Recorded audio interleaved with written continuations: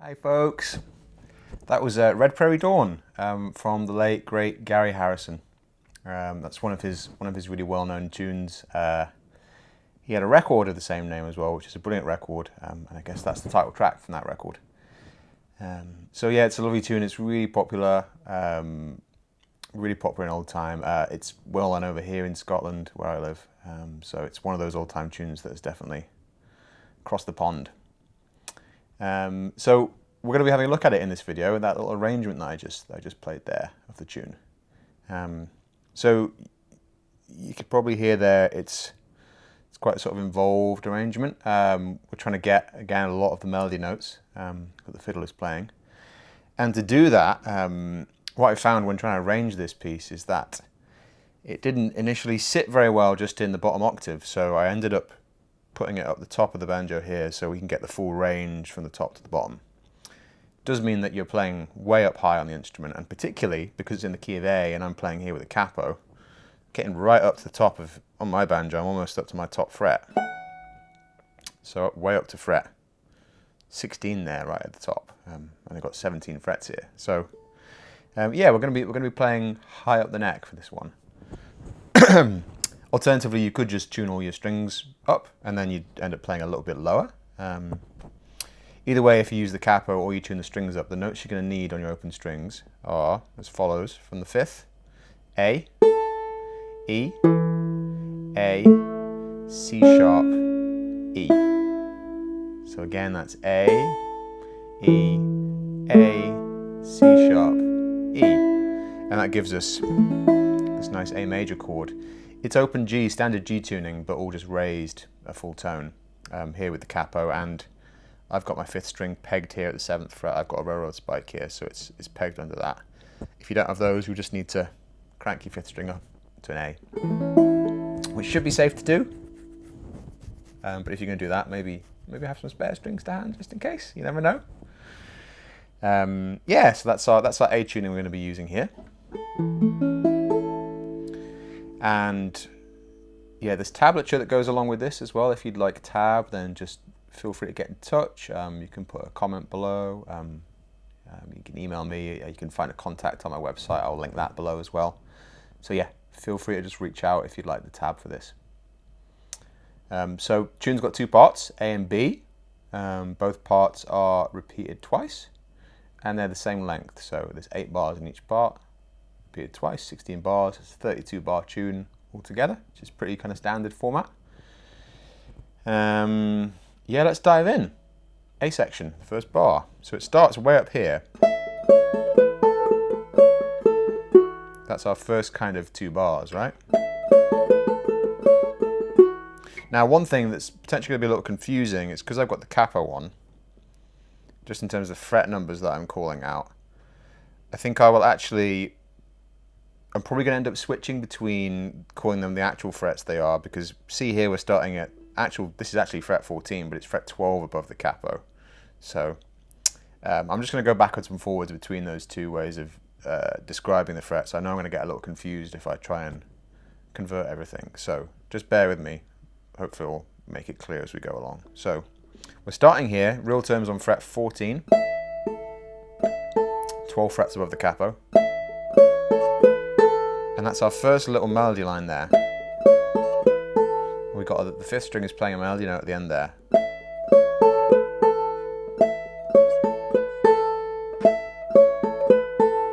So that is 14, 11 on the first string with the thumb, and then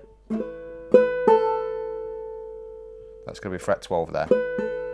Or above the capo we've got 12, 9, 10 and a thumb.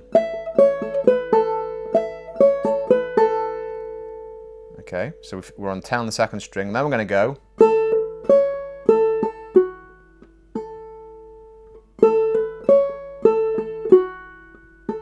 so what's happening there, it's a little 8-10 hammer on, that's above the capo. In real terms it's fret 10 to 12 hammer, and then we're going to grab fret 11 again in real terms, 8, 10, 8, 10, sorry, let's see, I'm getting confused already, 10 to 12, and then 11, back to that 10 on the second string, and then 11 on the third string. Or 8, 10, 9, 8, 9.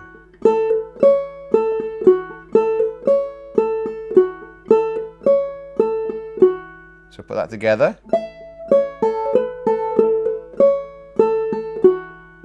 After that 9, or that last note, that 11 there, you're going to do a little skip thumb.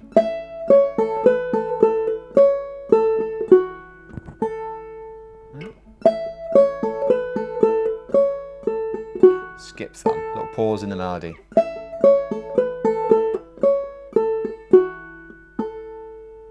Okay, going on.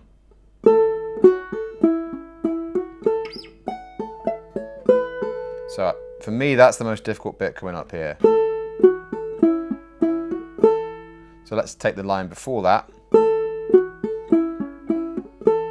So in real terms, starting on fret 10 on the second string, 11 on the third string, and then 9 to 11 on the fourth string. So that's 9 on the third string, drop thumb to 11 on the fourth. So again we have 10, 11, 9, 11. Or 8, 9, 7, 9, and then that's 7, 9 hammer on the third string.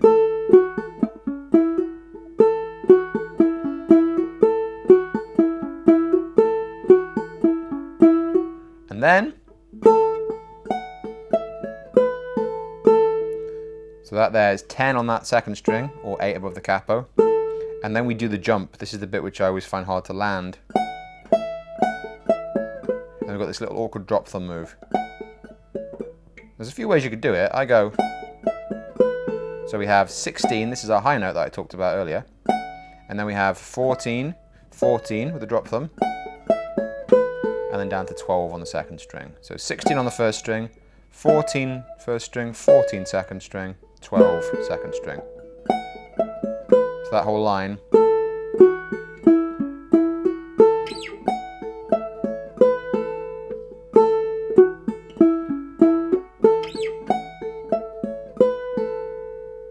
So put all that together so far. Skip thumb.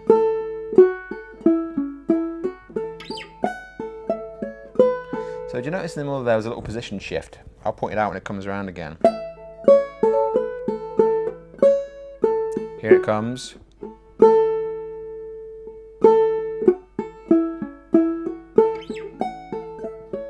Again. So it's at this point, right? After that little skip thumb, I'm at 11th fret, well 9th fret relative above the capo. We're then going to go to that fret, the middle finger, sorry, index finger was just on the second string. We're going to switch to the middle finger. And then, what we're doing at that point is we're kind of playing, and actually it's probably worth pointing out that a lot of this tune is based around this chord shape. So this is a high 1 chord, it's an A here, right?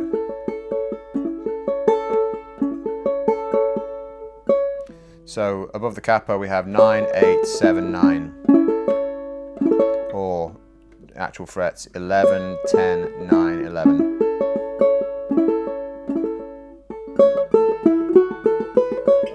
And then reaching up sometimes, but a lot of it is around that shape. Really useful shape to know, right? Like I said, it's a 1 chord, it's a high 1 chord, right? Same as that. Same as that. So it's the first inversion, right? Of the 1 chord of A here. Otherwise known as A over C sharp. So good shape to know.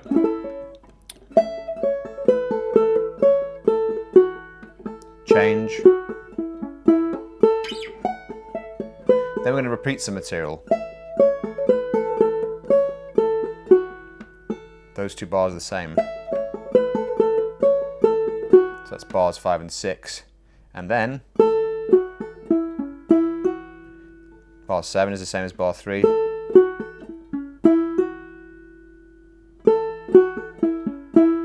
And then to finish. So 11 followed by a thumb, 9 and then 8 on that second string. Or above the capo, 9, 9, thumb, 7, 8.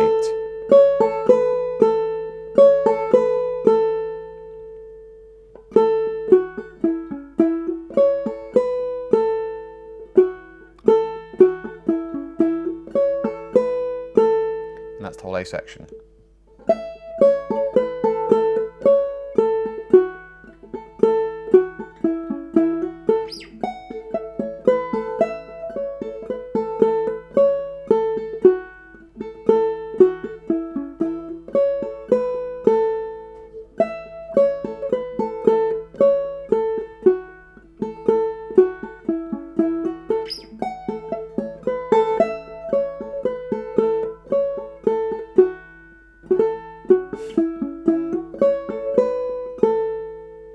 Now, if you're going to go back round to the A section, you finish there. And then you can, if you like, you can go. Just little pickup notes.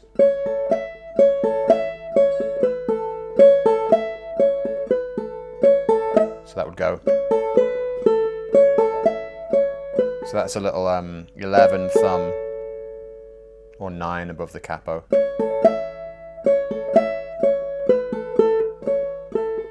Now if you're going into the B section,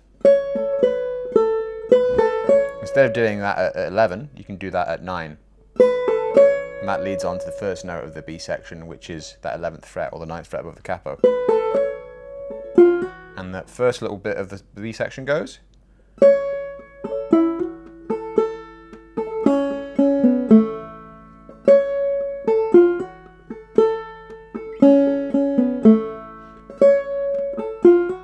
Or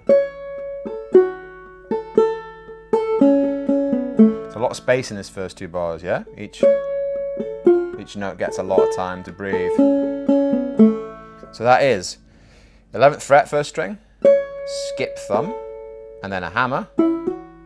You can do a 9-11 hammer, or I like to do a little bluesy hammer from 10 to 11.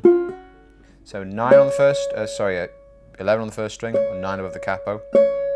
Then our hammer to 11 on the third string, and then a skip thumb. And then 8, second string, skip thumb. So you have like a note, skip thumb, hammer, skip thumb, note, skip thumb, and then we're going to jump down to the bottom of the banjo for this little run here. Open second string, drop, hit that second string again, drop thumb to the second fret on the third string. And then we get to the open third string for the start of the next bar.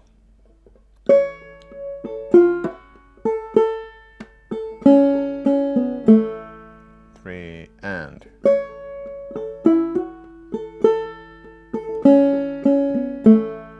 Three and. and.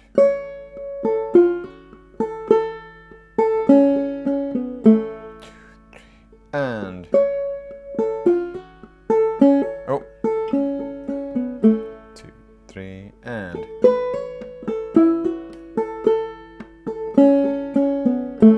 And then the next line.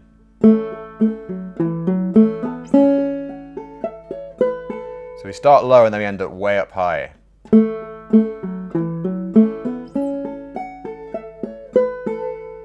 So you've got to get ready to move.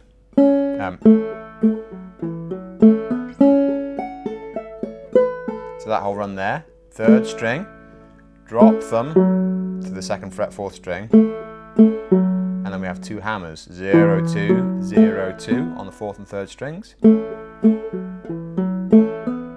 And then we hit the open 2nd string, and that note, try and let that ring, that's our cover to get up high. Hammer, hammer, 2nd string. And then we go way up to 16 1st string, 14th fret above the capo. And then we've done this move before. So that's 16, 14, 14, 12.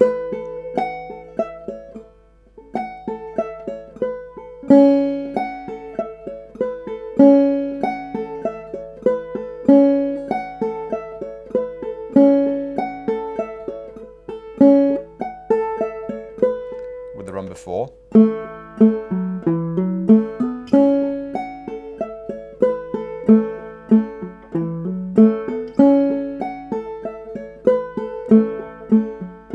Get moving.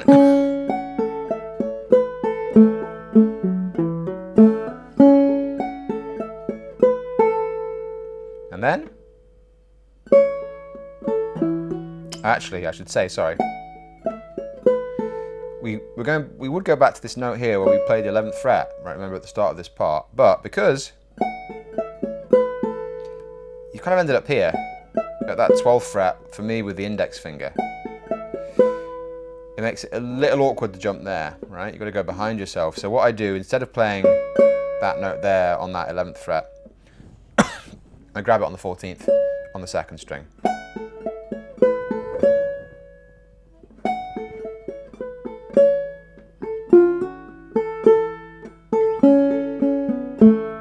And then we're into familiar territory there. So we've gone from the start of the part.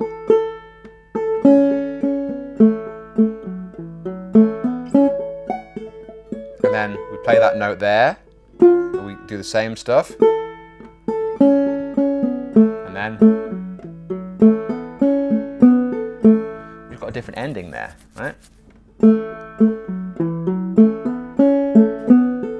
So the only bit that's different, we've got the 3rd string, drop, thumb, hammer, hammer, and then this different ending. Drop, thumb, open 1st string, sorry, open 2nd string, drop your thumb to the open 3rd, hit the 2nd fret on the 3rd string, ditty, and then open 3rd, brush thumb. Drop thumb, 2nd fret, open, brush thumb.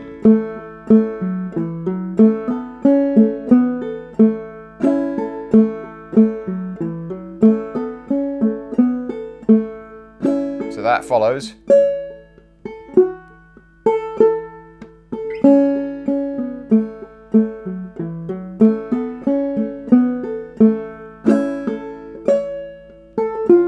Oh.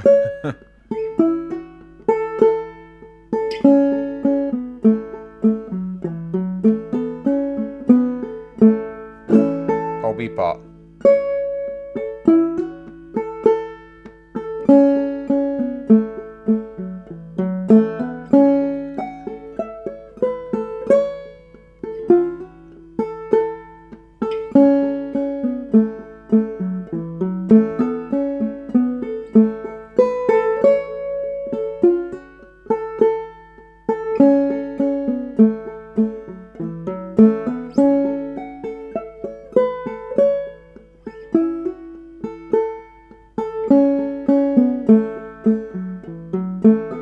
Right, the whole tune, here we go, and...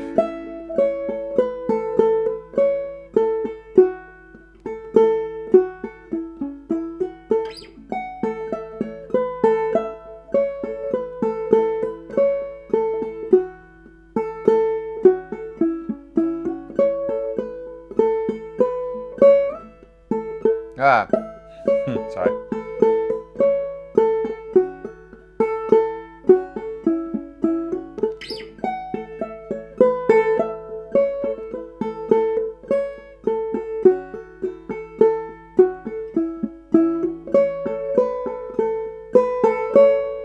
B part.